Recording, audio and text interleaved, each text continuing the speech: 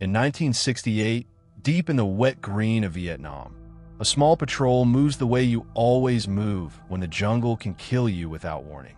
One man in front, eyes down, listening for the smallest wrong sound. Boots sinking into mud, shirts stuck to skin. Everyone trying not to touch anything they do not have to touch. Then it happens. Not a dramatic firefight, not a burst of bullets, just a sudden snap of pain and a short, helpless sound a man makes when his body realizes it has been tricked. He drops, not dead, but broken in a way that forces the whole world to stop and turn towards him. For a few seconds, nobody thinks about strategy. They think about blood. They think about the next breath. They think about lifting him, calming him, keeping him from screaming too loud. But the secret of Vietnam is that the moment a man is wounded, the mission changes. The patrol is no longer moving forward. It is now orbiting one body on the ground. It is now carrying weight it did not plan for. It is now louder, slower, and easier to find. And that is the point that feels uncomfortable to admit. Sometimes the trap was not trying to kill the man who stepped on it. It was trying to capture the whole unit that came to save him. This is the first loop Vietnam opens in your head. Why would anyone choose to wound instead of kill? It sounds less efficient until you picture the next 10 minutes. Two men bend down to help. One stays standing, scanning the tree line, trying to spot movement that might not exist. Someone radios for help, which means a voice is now traveling through the air, announcing that something has happened here. Somebody pulls out bandages with hands that shake just enough to waste time. And time is the most expensive thing in a place like this. In Vietnam, every extra minute in one spot increases the chance that the enemy is already setting up around you. Not in a dramatic circle, but in quiet positions you will never notice until you move. Now the cold logic starts showing itself. A dead man is tragic, but the unit can keep moving. A wounded man is a problem that follows you. He needs carrying. He needs guarding.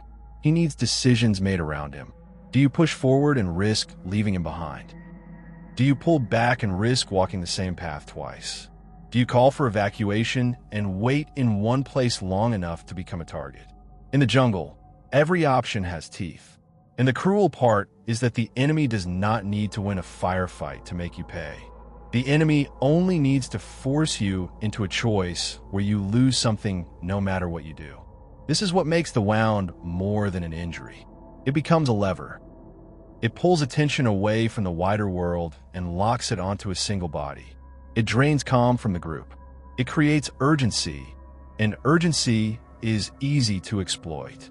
In a normal fight, fear comes from bullets you can hear.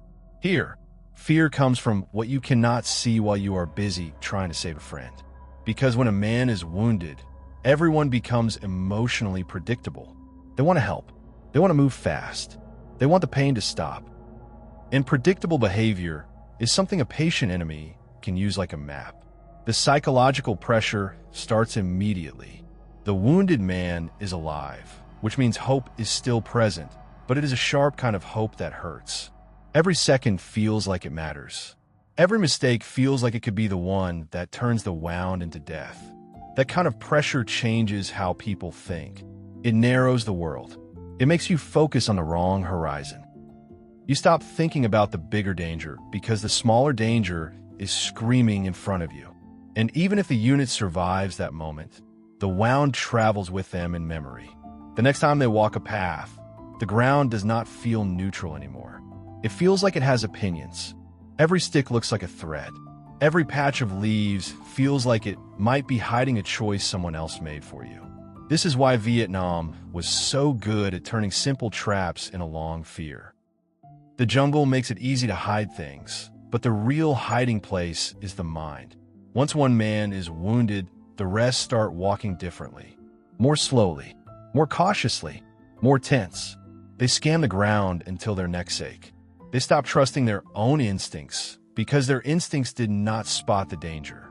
And when a soldier stops trusting his instincts, he starts borrowing fear from everyone else. He listens harder to rumors. He reacts faster to shadows. He becomes easier to exhaust. There's also the social effect, the one nobody wants to talk about. A wounded man changes how the group feels about its own job. Fighting is terrifying, but it can still feel like action. A trap that wounds you without a fight feels like humiliation. It makes soldiers feel powerless. It makes them feel that bravery is useless because the ground can win. And that is why wounds can rot morale in a way that death sometimes does not. Death can be framed as sacrifice. A wound from a hidden trap can feel like the world mocking you. It makes men angry, but also cautious, and those two emotions do not mix well. They create mistakes. This is where the strategic reading sits quietly beneath the story. In a war like Vietnam, where one side often could not match the other in firepower, the goal was to create friction. Slow them down, drain them, make them waste energy, make them spend time solving problems instead of advancing. A wound is a perfect friction tool because it forces the enemy to do something human. It forces rescue. It forces care. It forces a pause. And a pause is an opening. Not always for an ambush, sometimes for something even simpler. The pause is enough to make the unit late, tired, and mentally scraped raw by the time it reaches whatever it was meant to reach. So the uncomfortable idea in your title is not a fantasy. It is a logic that existed in the bones of this conflict. If you wound one man, you do not remove one soldier. You often remove several. One to carry, one to guard, one to keep watching, one to coordinate. And even after the body is moved, the unit carries something else. A new kind of caution that spreads through the group like a smell. A sense that the next step could be the step that turns everyone into a rescue team again. And that raises the question that sits under everything we are about to explore. What does a battlefield look like when the real target is not death, but distraction and delay? What does it do to a soldier to know that survival is not the end of the danger, that being alive and wounded might be the start of a worse problem for everyone around him? And how did Vietnam, with its paths, its hidden spaces, and its constant uncertainty, become the perfect place for this cold mathematics to work? Stay with that thought, because next we're going to walk through why Vietnam made wounding tactics so effective, why certain injuries were so common, and how the simple act of trying to save a friend could be turned into the most predictable move on the battlefield. Vietnam was the perfect place for this kind of cold logic because the landscape punished speed and rewarded patience. You are not fighting on a clean line with clear sight and clear distance. You are fighting inside a world that swallowed evidence. Jungle that hid wires, rice paddies that hid holes, villages that looked quiet until they were not, narrow paths where every step had to be earned. And when a war forces men to stare at the ground as much as the horizon, the ground becomes a weapon. This is why wounding tactics fit Vietnam so well. A dead man is the end of story. A wounded man is the start of a new one, and that new story is heavy. The moment someone is hurt, the unit has to stop being a fighting unit and become a rescue system. That is not an opinion. It is the shape of reality. Someone has to apply pressure to bleeding. Someone has to watch the tree line. Someone has to move the wounded man. Someone has to speak on the radio. And the second you do those things, you become louder, slower, and fixed to a point on the map that you did not choose. The statistics from a war make the scale of this problem hard to ignore. One U.S. Department of Defense Vietnam War Commemoration Education page notes that between January 1965 and June 1970, booby traps caused 11% of Army deaths and 17% of wounds. That number matters because it tells you this was not a rare horror story. It was a constant pressure hanging over patrols, movements, and daily routines. It also hints at something more uncomfortable. Most of those booby trap casualties were not instant kills. They were wounds, the kind that turn a moving unit into a stopped unit. And Vietnam had a special cruelty here. It was a war of movement and searching. Patrols, sweeps, ambushes, short contacts, long walks. That means the most valuable thing for an infantry unit was momentum the ability to keep moving through hostile ground without becoming predictable. A trap that wounds attacks momentum directly. It forces a pause, and a pause in Vietnam is not neutral. A pause is exposure. It is time for the enemy to reposition. Time for more traps to matter. Time for a second threat to arrive. Now, think about the kinds of traps that were common, and you start seeing the intention in the design. Many were placed where boots go, not where chests go. Feet, ankles, lower legs. Not because the enemy lacked imagination, but because an injury to the leg does something specific. It slows. It immobilizes.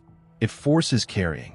Punji stake traps are the most infamous example, and even sources that point out they were not the main cause of casualties still describe their role as harassing and wounding, creating extra vigilance and misery rather than mass killing.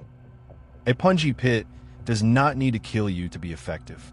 It needs to make you bleed, make you scream, make your friends stop, and then make everyone remember the sound the next time they step into tall grass. And the traps were not only spikes. The U.S. Army produced technical guidance on Viet Cong mines and booby traps precisely because they were causing large numbers of casualties and needed systematic reporting and countermeasures. That is a big clue in itself. When an army prints and circulates material like that, it is admitting something important. This is not just bad luck. This is an environment where hidden devices are shaping operations day after day. Here is what that felt like on the ground, and why it becomes psychological so quickly. You're walking in a line because the path is narrow. The man in front, the point man, is doing the most frightening job in the unit. He is not just looking for the enemy. He is looking for absence, the absence of normal ground. A leaf that sits wrong. A patch of dirt that looks newly turned. A thin line that might be wire. He is trying to see danger that does not want to be seen. And the rest of the patrol is watching him the way people watch someone defusing a bomb, because in a sense that is what he is doing with his body. Then the moment comes, and it is never cinematic.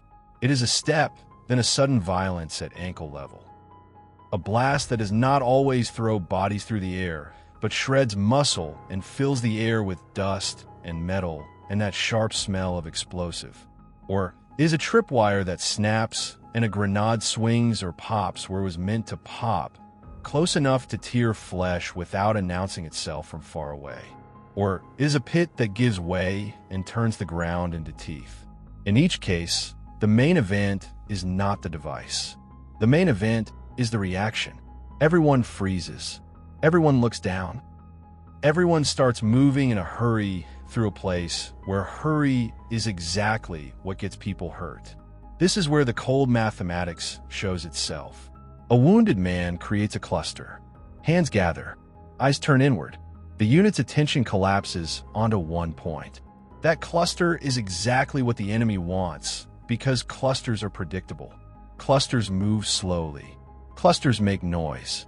Clusters create patterns on the ground that can be followed. And even if there is no follow-up ambush, the trap still pays out because it has changed the day.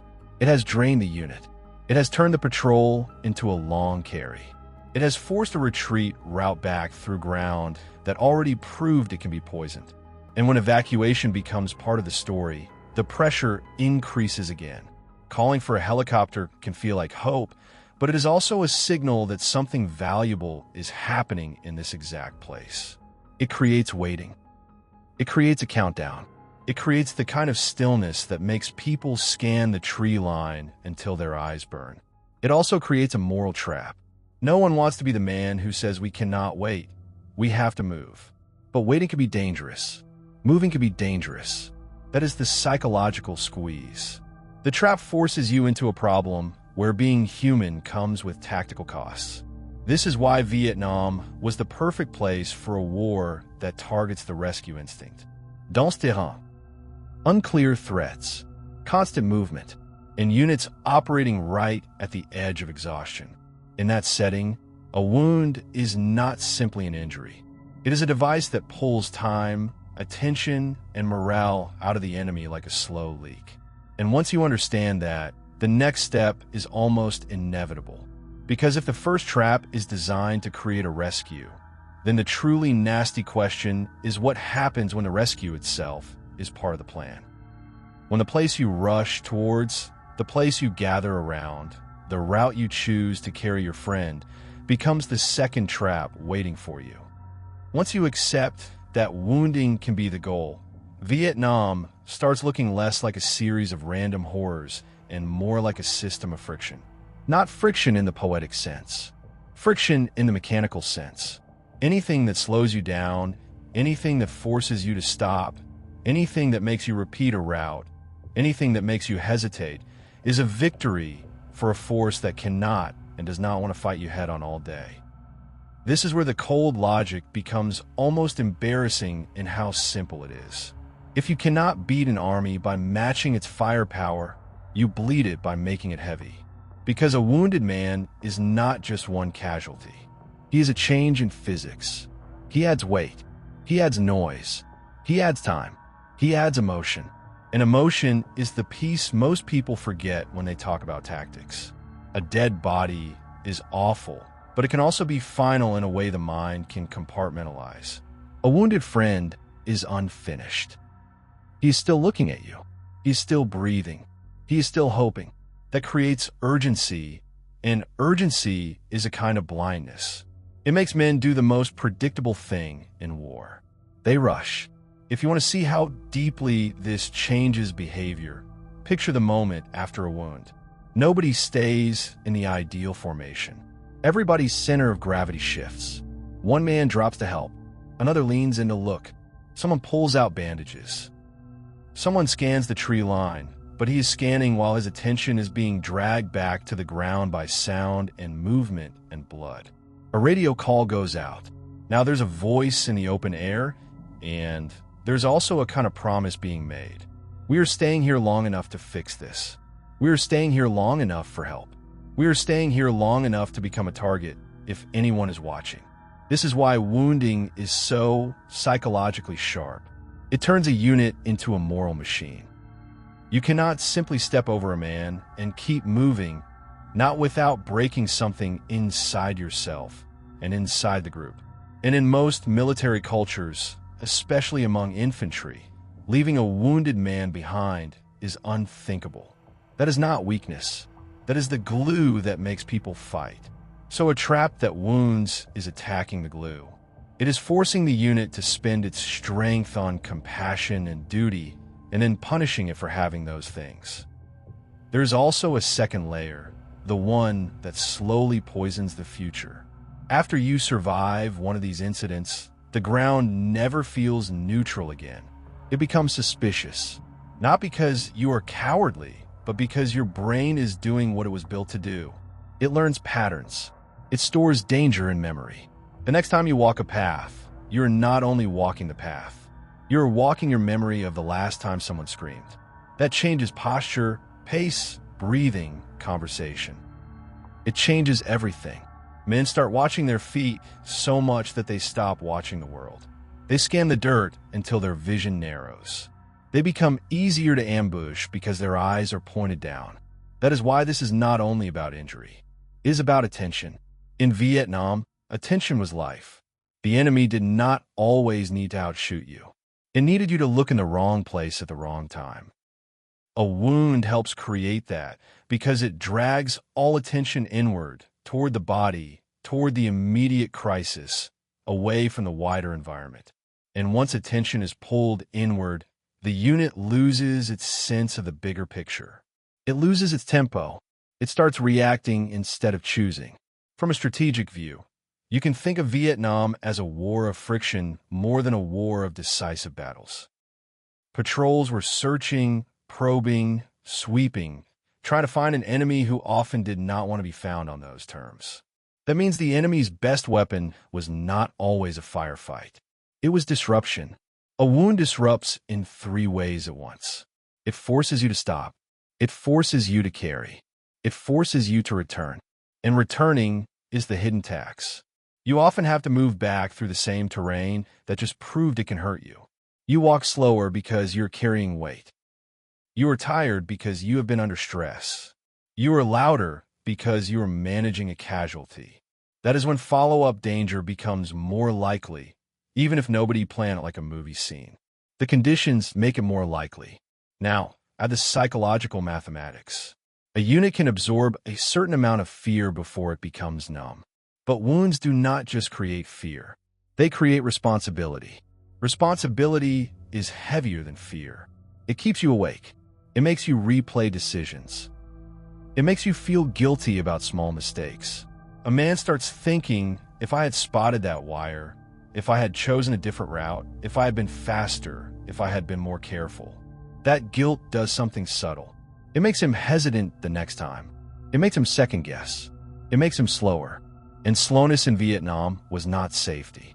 Slowness could be death by 1,000 small problems. This is where the uncomfortable idea becomes clearer. Wounding is not simply cruelty. It is a way of steering behavior. If you wound enough men, you teach the enemy to move in a certain way. You teach him to hug roads because he fears the jungle, which makes him predictable. You teach him to avoid certain areas, which gives you control of those areas without fighting for them every day. You teach him to become dependent on evacuation routes and procedures, which means you can pressure those procedures. Even if you never touch a helicopter, the idea of needing one changes how people plan.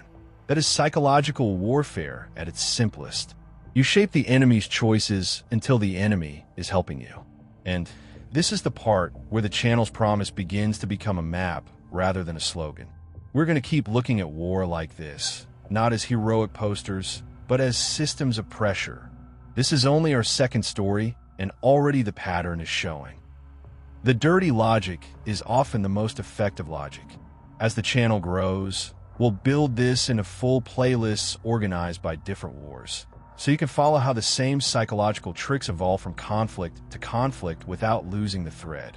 Now, there's one more twist that makes this whole method nastier. A wound does not just drain resources.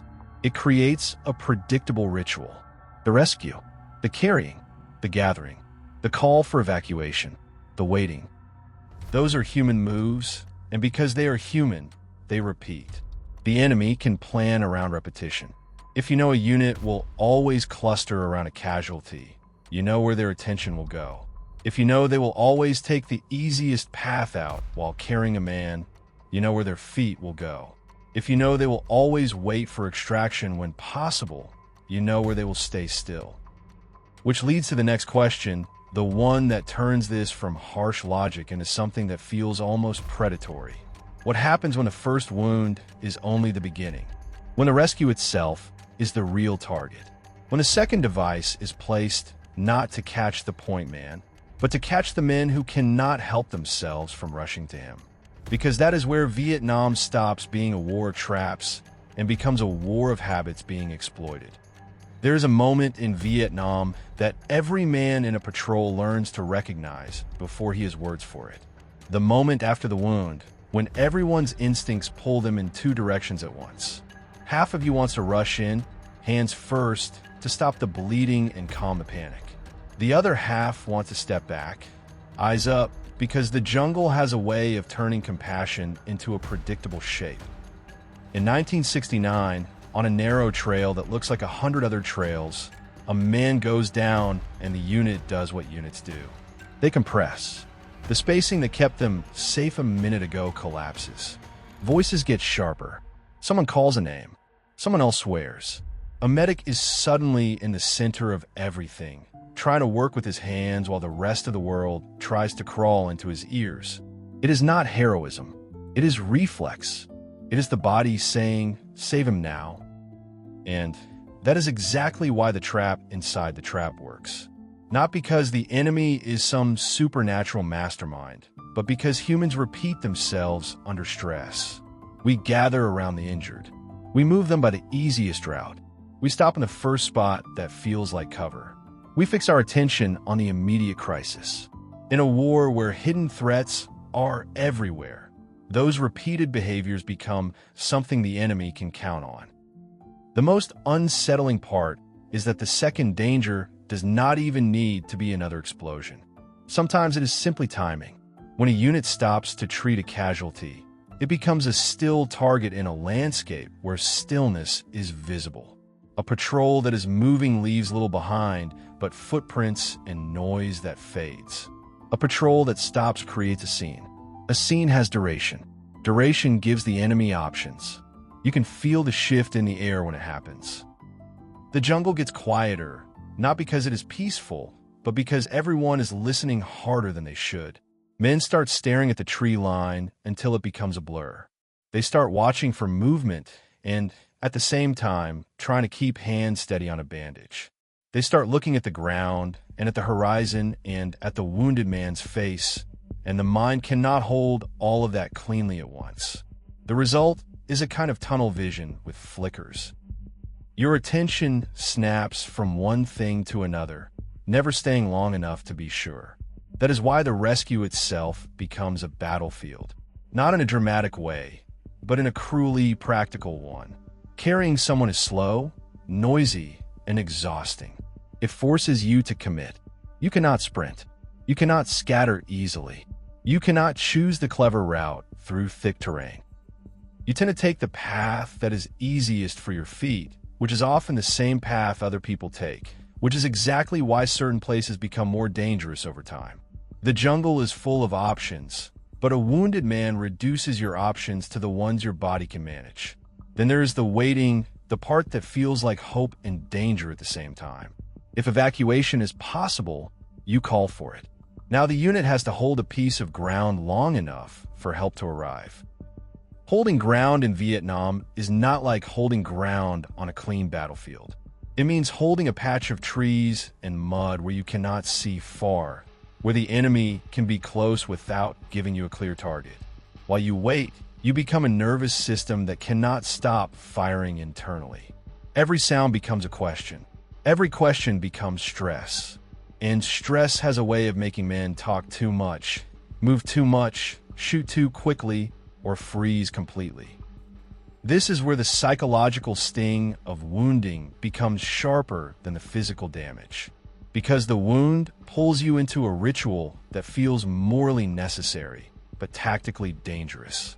It creates a conflict inside your own identity. You want to do the right thing by your friend. You want to do the right thing by your unit. But those two rights do not always line up in a place like this. And when rights do not line up, people start feeling guilt before anything even happens. They start thinking, if we stay here, we might get more men hurt. But if we move him now, we might make it worse. That guilt is not an afterthought. It is part of the trap. It makes you slow, and slowness is something the environment punishes. From a cold strategic view, this is why wounding can be more disruptive than killing. Killing ends the decision quickly. Wounding forces a series of decisions. Each decision takes time. Each decision creates movement. Each movement creates exposure. And exposure is where the enemy lives. A guerrilla force does not need to outshoot you in every moment. It needs you to put yourself in moments where you cannot use your strengths properly.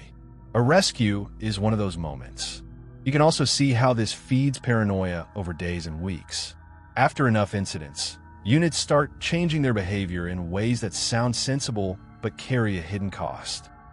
They become hesitant to move into thick cover, even when thick cover is the safest route in terms of visibility. They prefer roads and clearings because at least they can see the ground, but those predictable routes make them easier to anticipate. They start spending more time probing and checking, which slows them down and drains energy. They start distrusting local terrain, local civilians, local silence. They start walking as if the war is under their boots rather than in front of them. And the more they focus on their boots, the less they notice the bigger threat. This is also where the enemy does not need to win every time for the effect to spread. The enemy can lose an ambush and still win psychologically if the unit comes away thinking the rescue nearly got us all killed. That thought changes the next rescue. Men hesitate for half a second longer. Men argue about where to stop. Men look at the wounded man and feel a small, ugly flicker of fear that helping him might kill them. Most never act on that fear in a cruel way, But the fact that it appears at all is the real contamination. It is the war forcing itself inside the bonds between people. And then, quietly, the wound starts changing how soldiers relate to each other. The point man becomes more than a job. He becomes a symbol of who is most likely to be sacrificed to the ground. The medic becomes more than a helper. He becomes the person everyone watches when things go wrong. The squad leader becomes more than a leader. He becomes the man who will be blamed if a route choice leads to another injury. Once that blame culture starts, even softly, it eats at trust. Men start keeping mental lists of who makes good decisions and who makes bad ones. They start feeling safer with certain people and tense with others. That tension is invisible on a map, but it changes everything. The cruelest part is that the wounded man often survives the initial trap, which means the emotional pressure stays alive all the way through evacuation and after. You remember his face. You remember the sound he made. You remember how long it took to get him out. And the next time you patrol, those memories walk with you. That is why these tactics were so deeply psychological. They were not only about the casualty. They were about turning the casualty into a story that follows everyone who witnessed it. And now we arrive at the part where this starts to reshape an entire war experience. Because once the battlefield trains you to fear the rescue ritual, you begin to fear not death, but responsibility. You begin to fear being the one who has to carry someone. You begin to fear being the one who has to decide whether to wait or move. You begin to fear being the one who steps forward to help and then realizes, too late, that helping has made you predictable. That is what we move into next. Not another list of traps, but what these wounds did to morale over time, how they changed the personality of patrols, and why the most lasting injury in Vietnam was often the feeling that the ground could force you into losing choices again and again until you started breaking from the inside. After enough of these incidents, the battlefield starts changing the people who walk through it. Not in a dramatic way you can point it on a report, but in small shifts that slowly become permanent. The first change is simple. Movement stops feeling like movement. It starts feeling like negotiation with the ground. Men stop walking and start placing their feet, as if each step is a question the jungle might answer with pain. That does something to the mind because it steals the easy confidence you need to keep going. You cannot relax. You cannot drift.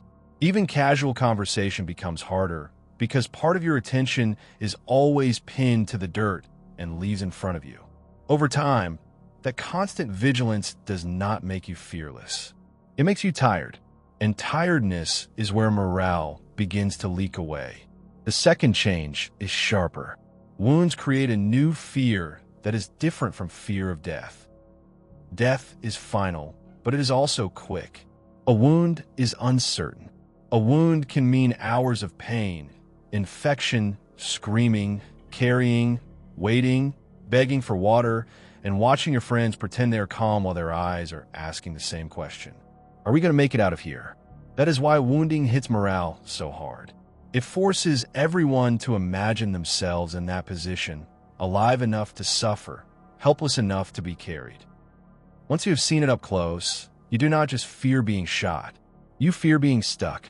You fear being the reason your friends have to stop. You fear becoming a burden in a place where being still is dangerous. And then comes the social infection. The point man starts to feel like a man walking towards fate. The medic becomes a kind of quiet center of gravity because everyone knows his hands decide whether pain turns into death. The squad leader becomes the person who will be blamed in silence if the route choice leads to another injury. None of this is spoken openly at first because units survive on loyalty, but it sits under the surface like a slow fever. When you start losing men to hidden injuries, it becomes hard not to think in patterns, and those patterns quickly turn into superstition. This trail feels wrong. That patch of grass feels wrong. That village feels wrong. It is not always irrational. It is the nervous system trying to build a map in a world designed to deny you one. What makes this worse is how it stretches time. A firefight is terrifying, but it has a beginning and an end. A wound can take the whole day. It turns the next hours into a carry, a retreat, a wait, a second wait, then another movement. It turns a planned operation into a rescue story. And even if evacuation is successful, even if a helicopter arrives and lifts the wounded man out, the unit is left with the taste of it, the smell of blood and mud, the memory of how loud the jungle felt when everybody stopped, the feeling that something invisible reached up and chose them. That memory follows the patrol into the next patrol and the next, until the war starts feeling like it is not fought against a visible enemy at all, but against a landscape that can punish you at random. This is where the cruel psychology becomes clear. Wounding turns ordinary compassion into tactical vulnerability. It forces you to be human in a place that punishes human rhythms. You stop, you help, you carry, you call, you wait. And every time you do that, you learn a lesson your brain does not want to forget. Helping is dangerous, not because the wounded man is the danger, but because helping turns you into a predictable shape. You can feel that lesson spreading through a unit over weeks. It never becomes cruelty in most men, but it becomes hesitation. The slight pause before moving forward to treat a casualty. The slight argument about where to set down the stretcher. The slight tightening in the voice when someone says, "We need to wait here." Those micro moments are where morale truly erodes, because morale is not only courage. It is the belief that your choices still matter. A war of wounds slowly teaches you that choices are traps. And it does not stop at the level of feelings. It changes behavior in ways that alter the whole tempo of operations. Units become slower.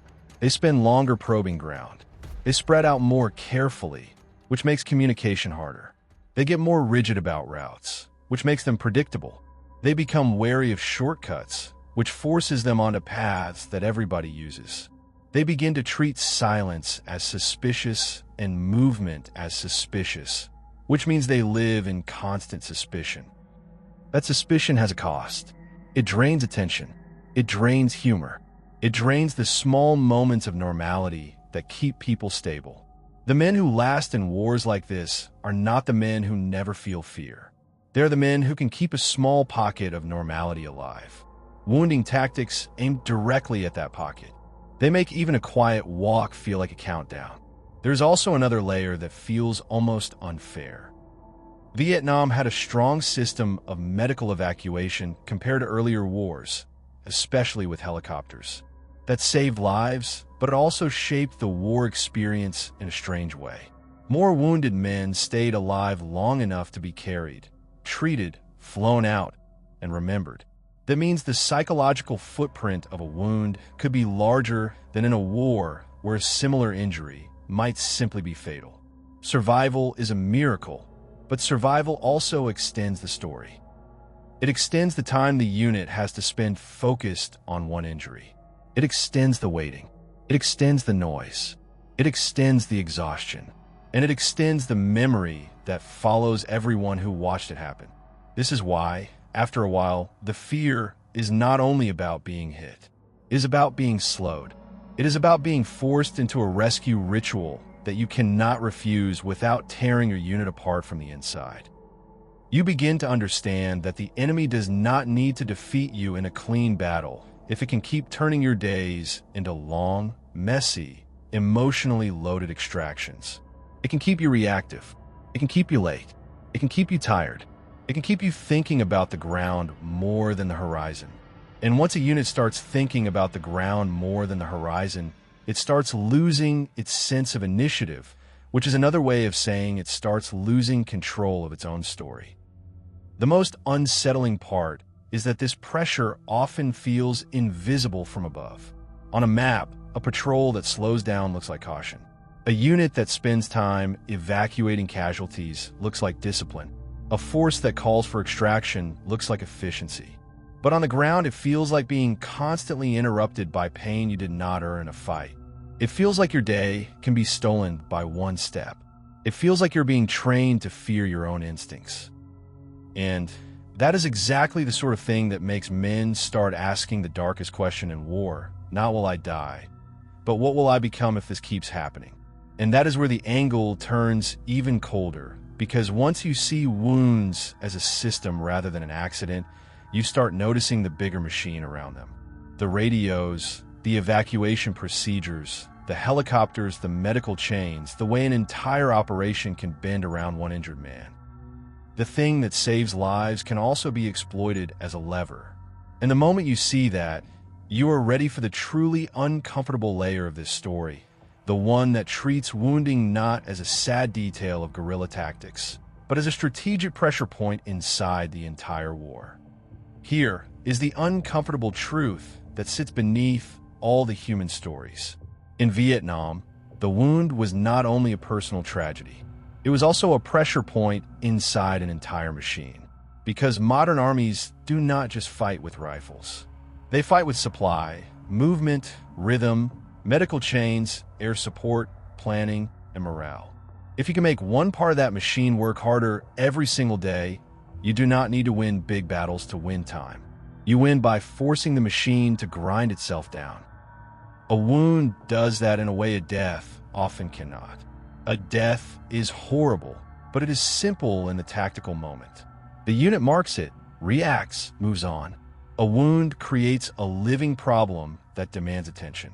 It demands transport. It demands protection. It demands time. It demands decisions.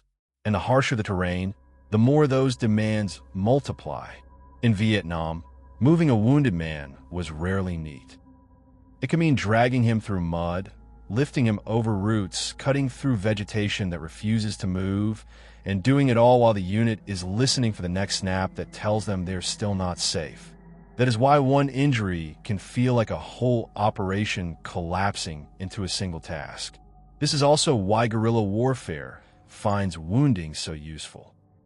If you're fighting an opponent with helicopters, medevac procedures, and strong medical response, you're fighting someone who will try very hard to save his wounded. That is admirable. It is also predictable. Predictability is the currency of ambush and the currency of booby traps. When a wounded man appears, the unit will cluster. It will choose routes that are feasible for carrying. It will seek a landing zone if it can. It will spend time holding a position. These are not weaknesses of character. They are strengths of culture. But every strength that repeats can be turned into a lever by an enemy who is willing to wait. Look at what a wound consumes, even when everything goes right. It consumes manpower immediately. 2 men to carry, often more to rotate, 1 to guide, 1 to secure, others to cover.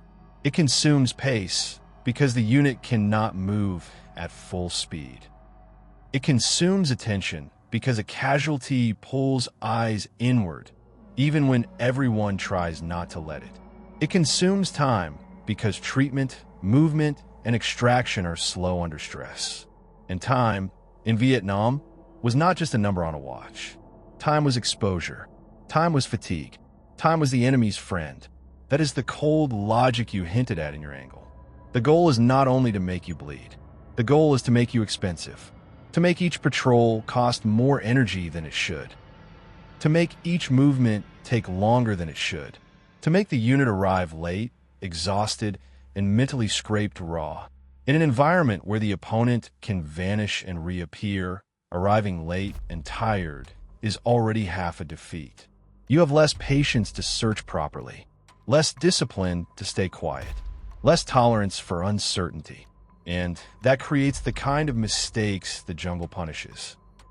There's also a deeper psychological mechanism here, and it is the one most people miss because it is not dramatic. Wounding changes the way a unit thinks about risk. In many forms of combat, risk is tied to visible action. You move, you draw fire. You expose yourself, you get shot. In Vietnam, risk could be tied to invisible ground. That means the mind starts treating movement itself as suspicious, not just movement under enemy observation. And once movement feels suspicious, initiative dies. Units become slower to advance, slower to push into unknown areas, slower to pursue. That is not cowardice. That is the nervous system responding to a world where the threat is hidden and the penalty for being casual is pain. Now, add the moral element again, because it is part of the strategy whether anyone admits it or not. A wound forces compassion to become operational. It forces leaders to choose between tactical cleanliness and human duty, sometimes under a stopwatch they cannot see. That choice is heavy. It sits in the throat. It creates resentment in some men, guilt in others, fear in everyone. And because these decisions repeat, the emotions repeat too. Over time, repeated moral strain does something ugly. It makes people emotionally numb or brittle or angry at the wrong targets. It makes them treat the environment like a living enemy, and it can make them treat civilians with suspicion because the war has trained them to believe danger wears ordinary faces and ordinary paths. That is how a tactical method leaks into the wider social damage of the war.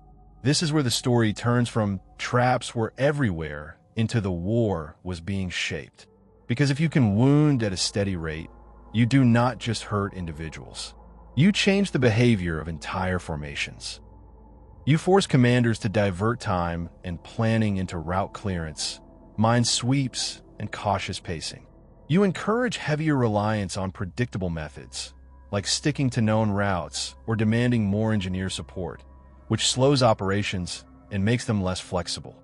You create a pattern where the stronger force begins to spend more of its energy protecting itself from the ground than projecting pressure onto the enemy.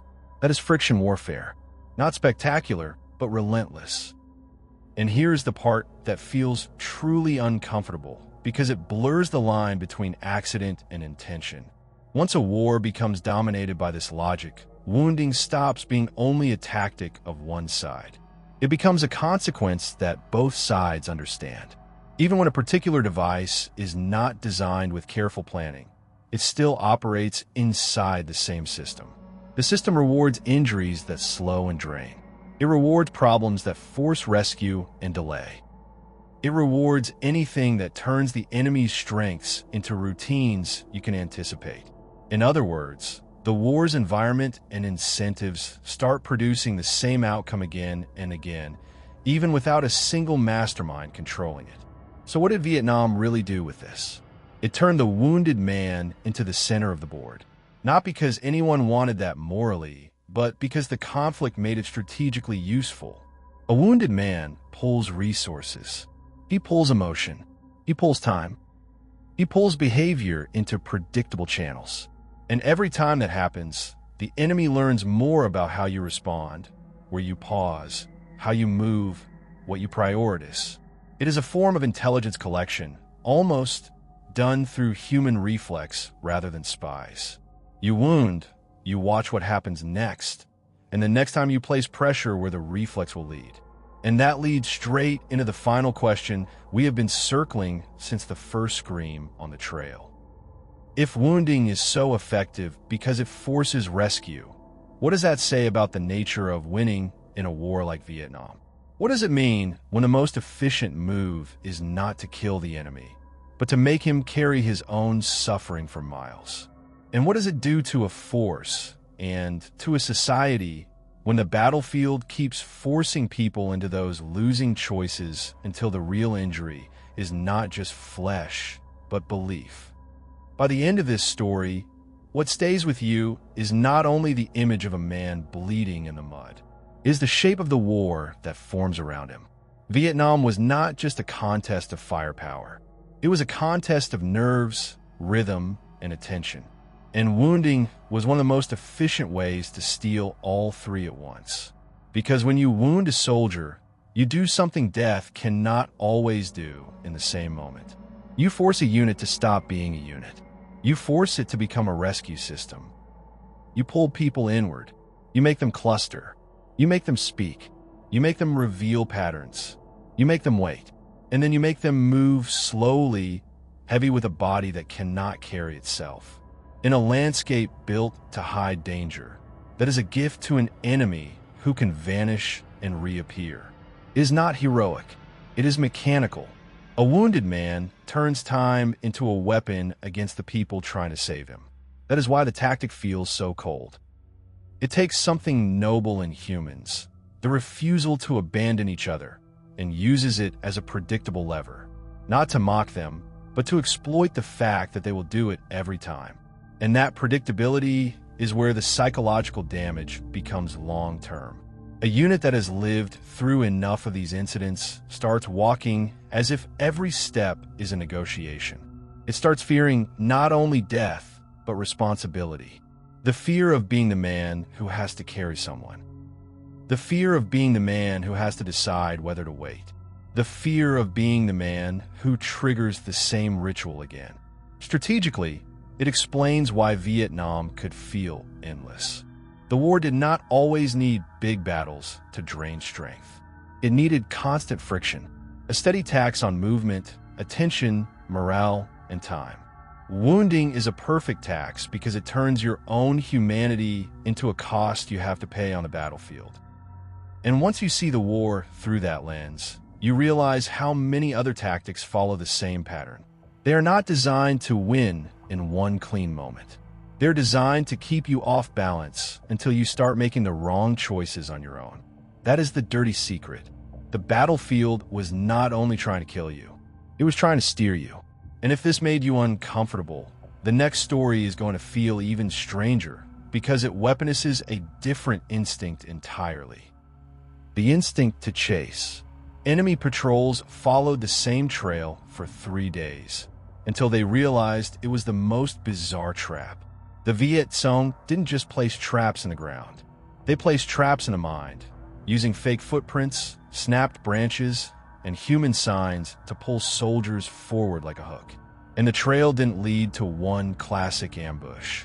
It led to a chain sequence designed to split the group, wound first, and only then strike when the rescue instinct kicks in. That is where we go next.